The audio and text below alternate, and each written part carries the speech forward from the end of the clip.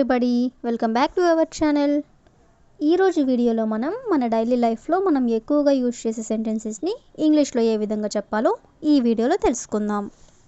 ముందుగా నా వీడియో కనుక మీకు నచ్చినట్లయితే లైక్ చేయండి, షేర్ చేయండి, అలాగే సబ్స్క్రైబ్ చేయడం మాత్రం మర్చిపోవద్దు.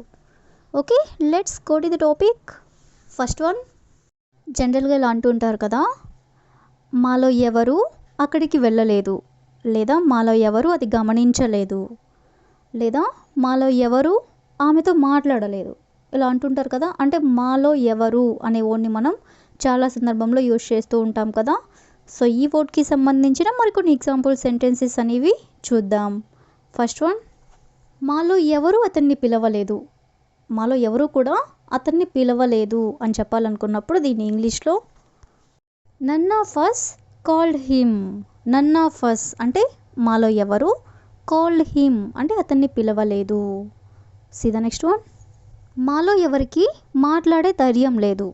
మాలో ఎవరికి కూడా మాట్లాడే ధైర్యం లేదు అని అంటూ ఉంటారు కదా. దీన్ని ఇంగ్లీష్లో none of us has the courage to speak. None of us has the courage to speak అంటే మాలో ఎవరికి కూడా మాట్లాడే ధైర్యం లేదు.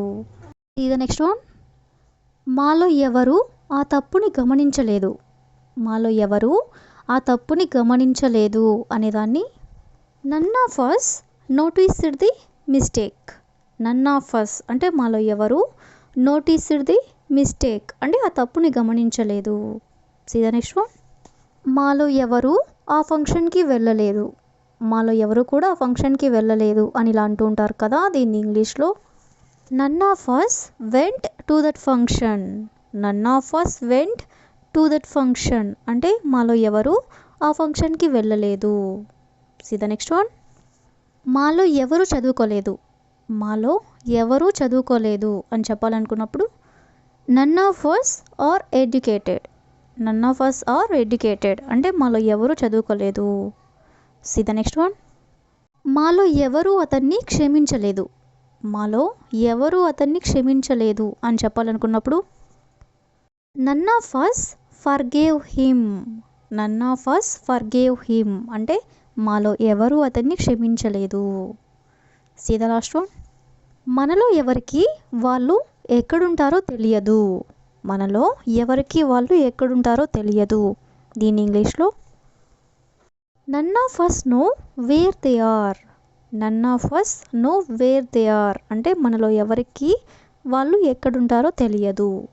సో ఈ విధంగా మనం మనలో ఎవరికి అనే వర్డ్ని తీసుకొని దానికి సంబంధించిన కొన్ని రిలేటెడ్ ఎగ్జాంపుల్ సెంటెన్సెస్ అనేవి చూసాం కదా. నెక్స్ట్ వన్ చూడండి.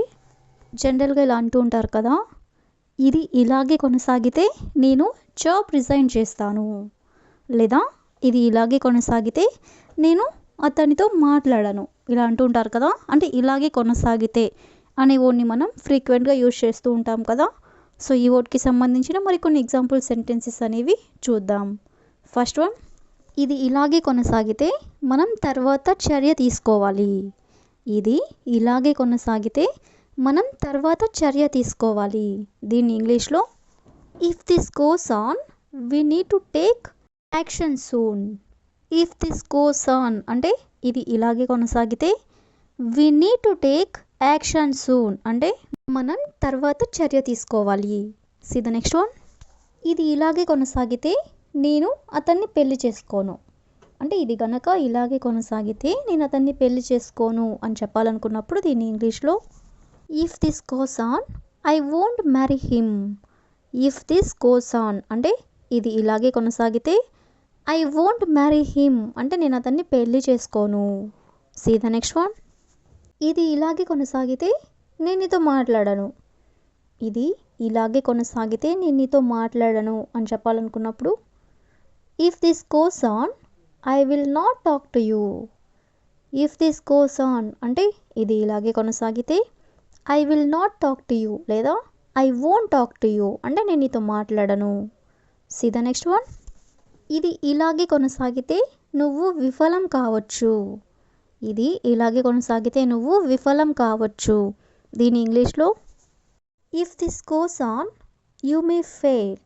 ఇఫ్ దిస్ గోస్ ఆన్ అంటే ఇది ఇలాగే కొనసాగితే యూ మే ఫెయిల్ అంటే నువ్వు విఫలం కావచ్చు. See the next one.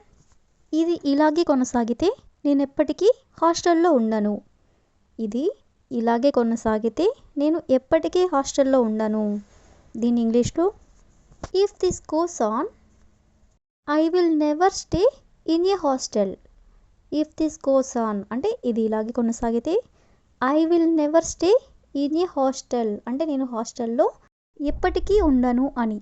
So ఈ విధంగా మనం ఇది ఇలాగే కొనసాగితే అనే వర్డ్ని తీసుకొని దానికి సంబంధించిన కొన్ని రిలేటెడ్ ఎగ్జాంపుల్ సెంటెన్సెస్ అనేవి చూసాం కదా. నెక్స్ట్ వన్ చూడండి. ఎక్కడ పడితే అక్కడ తినొద్దు అంటే ఎక్కడ పడితే అక్కడ తినొద్దు అని ఇలా అంటూ ఉంటారు కదా. దీని ఇంగ్లీష్లో don't eat as and where you want. Don't eat అంటే తినొద్దు. As and where you want అంటే ఎక్కడ పడితే అక్కడ. See the next one. ఎక్కడ పడితే అక్కడ కూర్చోవద్దు. ఎక్కడ పడితే అక్కడ కూర్చోవద్దు అని ఇలా అంటుంటారు కదా. దీన్ని ఇంగ్లీష్లో don't sit as and where you want. Don't sit అంటే కూర్చోవద్దు. As and where you want అంటే ఎక్కడ పడితే అక్కడ. See the next one. ఎక్కడ పడితే అక్కడ పడుకోవద్దు అనే దాన్ని don't sleep as and where you want. Don't sleep as and where you want అంటే ఎక్కడ పడితే అక్కడ పడుకోవద్దు. See the next one. ఎక్కడ పడితే అక్కడ మాట్లాడొద్దు. ఎక్కడ పడితే అక్కడ మాట్లాడొద్దు అనే దాన్ని don't talk as and where you want. Don't talk as and where you want అంటే ఎక్కడ పడితే అక్కడ మాట్లాడొద్దు. See the next one. ఎక్కడ పడితే అక్కడ నన్ను పిలవద్దు. ఎక్కడ పడితే అక్కడ నన్ను పిలవద్దు అని చెప్పాలనుకున్నప్పుడు don't call me as and where you want. Don't call me అంటే నన్ను పిలవద్దు. As and where you want అంటే ఎక్కడ పడితే అక్కడ. See the next one. ఎక్కడ పడితే అక్కడ అతనితో గొడవ పడొద్దు. ఎక్కడ పడితే అక్కడ అతనితో గొడవ పడొద్దు. దీని ఇంగ్లీష్లో don't fight with him as and where you want. Don't fight with him అంటే అతనితో గొడవ పడొద్దు. As and where you want అంటే ఎక్కడ పడితే అక్కడ. See the next one. ఎక్కడ పడితే అక్కడ నా గురించి మాట్లాడొద్దు. ఎక్కడ పడితే అక్కడ నా గురించి మాట్లాడొద్దు అనేదాన్ని don't talk about me as and where you want. Don't talk about me అంటే నా గురించి మాట్లాడొద్దు. As and where you want అంటే ఎక్కడ పడితే అక్కడ. సో ఈ విధంగా మనం ఎక్కడ పడితే అక్కడ అనే వర్డ్కి సంబంధించిన కొన్ని రిలేటెడ్ ఎగ్జాంపుల్ సెంటెన్సెస్ అనేవి చూసాం కదా. నెక్స్ట్ వన్ చూడండి. నేను చాలా అరుదుగా అతనితో మాట్లాడతాను. నేను చాలా అరుదుగా అతనితో మాట్లాడతాను. దీని ఇంగ్లీష్లో I hardly ever talk to him. I hardly ever. Hardly ever అంటే చాలా అరుదుగా. టాక్ టు హిమ్ అంటే అతనితో మాట్లాడతాను. See the next one. వాళ్ళు చాలా అరుదుగా ఇక్కడికి వస్తారు. వాళ్ళు చాలా అరుదుగా ఇక్కడికి వస్తారు. దీని ఇంగ్లీష్లో they hardly ever come here. They hardly ever అంటే వాళ్ళు చాలా అరుదుగా కమ్ హియర్ అంటే ఇక్కడికి వస్తారు. See the next one. నేను చాలా అరుదుగా మాంసాహారం తింటాను. నేను చాలా అరుదుగా మాంసాహారం తింటాను. దీని ఇంగ్లీష్లో I hardly ever eat non veg. I hardly ever అంటే నేను చాలా అరుదుగా, ఈట్ అంటే తింటాను, నాన్ వెజ్ అంటే మాంసాహారం. See the next one. అతను చాలా అరుదుగా నాతో మాట్లాడతాడు. అతను చాలా అరుదుగా నాతో మాట్లాడతాడు. దీని ఇంగ్లీష్లో he hardly ever talk to me. He hardly ever talk to me అంటే అతను చాలా అరుదుగా నాతో మాట్లాడతాడు. See the next one. నేను చాలా అరుదుగా వాళ్ళ ఇంటికి వెళ్తాను.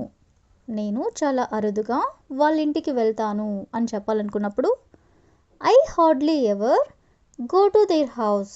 I hardly ever go to their house అంటే నేను చాలా అరుదుగా వాళ్ళ ఇంటికి వెళ్తాను. See the next one. ఆమె చాలా అరుదుగా నాకు కాల్ చేస్తుంది.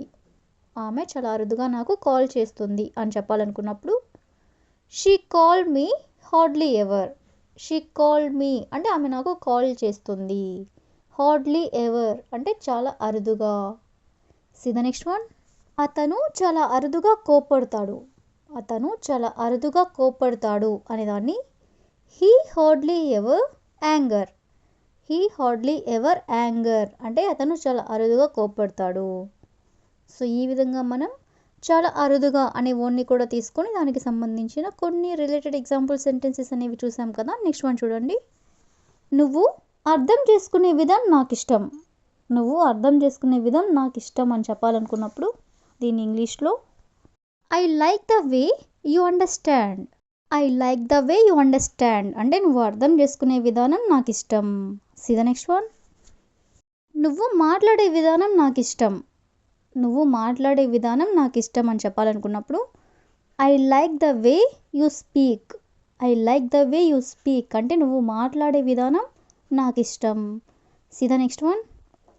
నువ్వు ప్రవర్తించే విధానం నాకు ఇష్టం. నువ్వు ప్రవర్తించే విధానం నాకు ఇష్టం అని చెప్పాలనుకున్నప్పుడు I like the way you behave. I like the way you behave అంటే నువ్వు ప్రవర్తించే విధానం నాకు ఇష్టం. See the next one.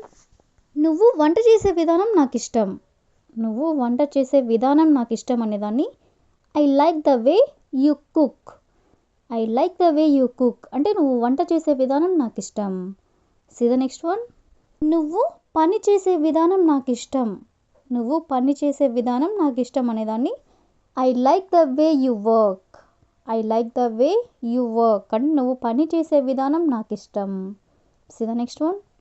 నువ్వు పిల్లలతో ప్రవర్తించే విధానం నాకు ఇష్టం. నువ్వు పిల్లలతో ప్రవర్తించే విధానం నాకు ఇష్టం అని చెప్పాలనుకున్నప్పుడు I like the way you treat children. I like the way you treat children అంటే నువ్వు పిల్లలతో ప్రవర్తించే విధానం నాకు ఇష్టం. See the next one. నువ్వు ఆలోచించే విధానం నాకు ఇష్టం. నువ్వు ఆలోచించే విధానం నాకు ఇష్టం అనేదాన్ని I like your way of thinking. I like your way of thinking అంటే నువ్వు ఆలోచించే విధానం నాకు ఇష్టం. See the next one. నువ్వు బిజినెస్ రన్ చేసే విధానం నాకు ఇష్టం. నువ్వు బిజినెస్ రన్ చేసే విధానం నాకు ఇష్టం అని చెప్పాలనుకున్నప్పుడు I like the way you run the business. I like the way you run the business అంటే నువ్వు బిజినెస్ రన్ చేసే విధానం నాకు ఇష్టం. See the next one. నువ్వు చెప్పే విధానం నాకు ఇష్టం. నువ్వు చెప్పే విధానం నాకు ఇష్టం అనేదాన్ని I like the way you explain things. I like the way you explain things అంటే నువ్వు చెప్పే విధానం నాకు ఇష్టం. సో ఈ విధంగా మనం నాకు ఇష్టం అనే వర్డ్ని కూడా తీసుకొని దానికి సంబంధించిన కొన్ని రిలేటెడ్ ఎగ్జాంపుల్ సెంటెన్సెస్ అనేవి చూసాం కదా. ఫస్ట్ వన్ తోచడం లేదు అంటే తెలియడం లేదు అంటే అర్థం కావడం లేదు అని మీనింగ్ అనమాట. దీని ఇంగ్లీష్లో I can't think. I can't think అంటే తోచడం లేదు. ఫర్ ఎగ్జాంపుల్ నాకు ఏ జాబ్ చేయాలో తోచడం లేదు, లేదా నాకు ఏం తినాలో తోచడం లేదు, లేదా నాకు ఎక్కడికి వెళ్ళాలో తోచడం లేదు ఇలా అనమాట. సో ఈ వర్డ్కి సంబంధించిన కొన్ని ఎగ్జాంపుల్ సెంటెన్సెస్ని మనం ఇంగ్లీష్లో ఎలా చెప్పాలో ఒకసారి చూద్దాం. First one. అతనికి తర్వాత ఏం చేయాలో తోచడం లేదు. అతనికి తర్వాత ఏం చేయాలో తోచడం లేదు. దీని ఇంగ్లీష్లో he can't think of what to do next. He can't think of what to do next అంటే అతనికి తర్వాత ఏం చేయాలో తోచడం లేదు. See the next one. నాకు నా బ్యాగ్ ఎక్కడ పెట్టానో తోచడం లేదు. నాకు నా బ్యాగ్ ఎక్కడ పెట్టానో తోచడం లేదు. దీన్ని ఇంగ్లీష్లో I can't think of where I put my bag. I can't think of where I put my bag అంటే నా బ్యాగ్ ఎక్కడ పెట్టానో నాకు తోచడం లేదు. See the next one. ఆమెకిప్పుడు పరిష్కారం తోచడం లేదు. ఆమెకిప్పుడు పరిష్కారం తోచడం లేదు. దీని ఇంగ్లీష్లో she can't think of a solution right now. She can't think of a solution right now అంటే ఆమెకి ఇప్పుడు పరిష్కారం తోచడం లేదు. See the next one. నాకు సమాధానం తోచడం లేదు. నాకు సమాధానం తోచడం లేదు అనేదాన్ని I can't think of a good answer. I can't think of a good answer అంటే నాకు సమాధానం తోచడం లేదు. See the next one. అతనికి వెళ్ళిపోవడానికి కారణం తోచడం లేదు. అతనికి వెళ్ళిపోవడానికి కారణం తోచడం లేదు అని చెప్పాలనుకున్నప్పుడు he can't think of a reason to leave. He can't think of a reason to leave అంటే అతను వెళ్ళిపోవడానికి కారణం తోచడం లేదు. See the next one. వాళ్ళకి ఏం చెప్పాలో తోచడం లేదు. వాళ్ళకి ఏం చెప్పాలో తోచడం లేదు. దీని ఇంగ్లీష్లో they can't think of anything to say. They can't think of anything to say అంటే వాళ్ళకి ఏం చెప్పాలో తోచడం లేదు. See the next one. నాకు ఇంతకంటే మంచి ఆలోచన తోచడం లేదు. నాకు ఇంతకంటే మంచి ఆలోచన తోచడం లేదు. దీని ఇంగ్లీష్లో I can't think of a better idea. I can't think of a better idea అంటే నాకు ఇంతకంటే మంచి ఆలోచన తోచడం లేదు. See the next one. నాకు ఆమె పేరు తోచడం లేదు. నాకు ఆమె పేరు తోచడం లేదు అనేదాన్ని I can't think of her name. I can't think of her name అంటే నాకు ఆమె పేరు తోచడం లేదు. సో ఈ విధంగా మనం తోచడం లేదు అనే వర్డ్కి సంబంధించిన కొన్ని రిలేటెడ్ ఎగ్జాంపుల్స్ అనేవి చూసాం కదా. నెక్స్ట్ వన్ చూడండి. నాకు వాళ్ళెవరో తెలుసు లేదా నాకు ఎక్కడికి వెళ్ళాలో తెలుసు ఇలా అంటుంటారు కదా, అంటే నాకు తెలుసు అనే వర్డ్ని మనం యూజ్ చేస్తూ ఉంటాం కదా. సో ఈ వర్డ్కి సంబంధించిన కొన్ని ఎగ్జాంపుల్ సెంటెన్సెస్ అనేవి చూద్దాం. See the first sentence. అతనికి నియమాల గురించి తెలుసు. నియమాలు అంటే రూల్స్. అతనికి రూల్స్ గురించి తెలుసు అని చెప్పాలనుకున్నప్పుడు దీని ఇంగ్లీష్లో he is aware of the rules. He is aware of the rules అంటే అతనికి నియమాల గురించి తెలుసు. See the next one. వాళ్ళకి వాళ్ళ తప్పుల గురించి తెలుసు అంటే వాళ్ళు చేసిన తప్పుల గురించి వాళ్ళకు తెలుసు అనేదాన్ని ఇంగ్లీష్లో they are aware of their mistakes. They are aware of their mistakes అంటే వాళ్ళకి వాళ్ళ తప్పుల గురించి తెలుసు. See the next one. నాకు నా బాధ్యతల గురించి తెలుసు. నాకు నా బాధ్యతల గురించి తెలుసు. దీని ఇంగ్లీష్లో I am aware of my responsibilities. I am aware of my responsibilities అంటే నాకు నా బాధ్యతల గురించి తెలుసు. రెస్పాన్సిబిలిటీస్ అంటే బాధ్యతలు. See the next one. మాకు పరిస్థితి గురించి తెలుసు. మాకు పరిస్థితి గురించి తెలుసు అనేదాన్ని we're aware of the situation. We're aware of the situation అంటే మాకు పరిస్థితి గురించి తెలుసు. See the next one. He is aware of what happened. He is aware of what happened అంటే అతనికి ఏం జరిగిందో తెలుసు. సో ఈ విధంగా మనం తెలుసు అనే వర్డ్కి సంబంధించిన కొన్ని రిలేటెడ్ ఎగ్జాంపుల్స్ అనేవి చూసాం కదా. నెక్స్ట్ వన్ చూడండి. గత కొన్ని రోజులుగా నాకు ఆరోగ్యం బాగాలేదు. గత కొన్ని రోజులుగా నాకు ఆరోగ్యం బాగాలేదు అని చెప్పాలనుకున్నప్పుడు దీని ఇంగ్లీష్లో I haven't been feeling well for the past few days. I haven't been feeling well అంటే నాకు బాగాలేదు. ఎప్పటి నుంచి? గత కొన్ని రోజులుగా అనేదాన్ని for the past few days. See the next one. గత కొన్ని రోజులుగా వాళ్ళు మా ఇంట్లోనే ఉంటున్నారు. గత కొన్ని రోజులుగా వాళ్ళు మా ఇంట్లోనే ఉంటున్నారు అనేదాన్ని they have been staying at our house for the past few days. They have been staying at our house అంటే వాళ్ళు మా ఇంట్లోనే ఉంటున్నారు. ఎప్పటి నుండి? గత కొన్ని రోజులుగా అనేదాన్ని for the past few days. See the next one. గత కొన్ని రోజులుగా నేను ఆఫీస్కి వెళ్ళడం లేదు. గత కొన్ని రోజులుగా నేను ఆఫీస్కి వెళ్ళడం లేదు అనేదాన్ని I haven't been going to the office for the past few days. I haven't been going to the office అంటే నేను ఆఫీస్కి వెళ్ళడం లేదు. For the past few days అంటే గత కొన్ని రోజులుగా. See the next one. గత కొన్ని రోజులుగా నేను ఇంట్లోనే ఉంటున్నాను. గత కొన్ని రోజులుగా నేను ఇంట్లోనే ఉంటున్నాను అనేదాన్ని I have been staying at home for the past few days. I have been staying at home అంటే నేను ఇంట్లోనే ఉంటున్నాను. For the past few days అంటే గత కొన్ని రోజులుగా. See the next one. గత కొన్ని రోజులుగా అతను నాతో మాట్లాడడం లేదు. గత కొన్ని రోజులుగా అతను నాతో మాట్లాడడం లేదు అనేదాన్ని he hasn't been talking to me for the past few days. He hasn't been talking to me for the past few days అంటే గత కొన్ని రోజులుగా అతను నాతో మాట్లాడడం లేదు. See the last one. గత కొన్ని రోజులుగా వాళ్ళు ఆఫీస్కి రావడం లేదు. గత కొన్ని రోజులుగా వాళ్ళు ఆఫీస్కి రావడం లేదు అనేదాన్ని they haven't been coming to the office for the past few days. They haven't been coming to the office అంటే వాళ్ళు ఆఫీస్కి రావడం లేదు. ఎప్పటి నుండి? గత కొన్ని రోజులుగా అనేదాన్ని for the past few days. So ఈ విధంగా మనం గత కొన్ని రోజులుగా అనే వర్డ్ని తీసుకొని దానికి సంబంధించిన కొన్ని రిలేటెడ్ ఎగ్జాంపుల్ సెంటెన్సెస్ అనేవి చూసాం కదా. వరుసగా అనే దాన్ని మనం ఇంగ్లీష్లో బ్యాక్ టు బ్యాక్ అంటే వరుసగా.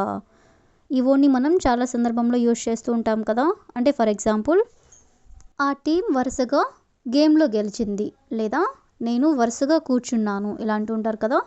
ఇలాంటి సెంటెన్సెస్ని మనం ఇంగ్లీష్లో ఎలా చెప్పాలో మరికొన్ని ఎగ్జాంపుల్ సెంటెన్సెస్ ద్వారా తెలుసుకుందాం. ఫస్ట్ సెంటెన్స్, తరగతులు వరుసగా షెడ్యూల్ చేయబడ్డాయి. తరగతులు వరుసగా షెడ్యూల్ చేయబడ్డాయి అనేదాన్ని ఇంగ్లీష్లో the classes were scheduled back to back. The classes were scheduled అంటే తరగతులు షెడ్యూల్ చేయబడ్డాయి. వరుసగా అనేదాన్ని back to back. See the next one, వాళ్ళు వరుసగా పరీక్షలు నిర్వహించారు. వాళ్ళు వరుసగా పరీక్షలు నిర్వహించారు అనేదాన్ని they took back to back test. They took back to back test అంటే వాళ్ళు వరుసగా పరీక్షలు నిర్వహించారు. సి ద నెక్స్ట్ వన్, నేను వరుసగా 3 సినిమాలు చూశాను. నేను వరుసగా 3 సినిమాలు చూశాను అనేదాన్ని I watched 3 movies back to back. I watched అంటే నేను చూశాను, 3 మూవీస్ అంటే 3 సినిమాలు, బ్యాక్ టు బ్యాక్ అంటే వరుసగా. సి ద నెక్స్ట్ వన్, అతను వరుసగా పరిగెత్తాడు. అతను వరుసగా పరిగెత్తాడు అంటే ఆగకుండా పరిగెత్తాడు అని అంటుంటారు కదా. దీన్ని ఇంగ్లీష్లో he ran back to back races. He ran back to back races అంటే అతను వరుసగా పరిగెత్తాడు. సి ద నెక్స్ట్ వన్, వాళ్ళు వరుసగా నేలపై కూర్చున్నారు. వాళ్ళు వరుసగా నేలపై కూర్చున్నారు అనేదాన్ని they sat back to back on the floor. They sat అంటే వాళ్ళు కూర్చున్నారు, బ్యాక్ టు బ్యాక్ అంటే వరుసగా, ఆన్ ది ఫ్లోర్ అంటే నేల మీద.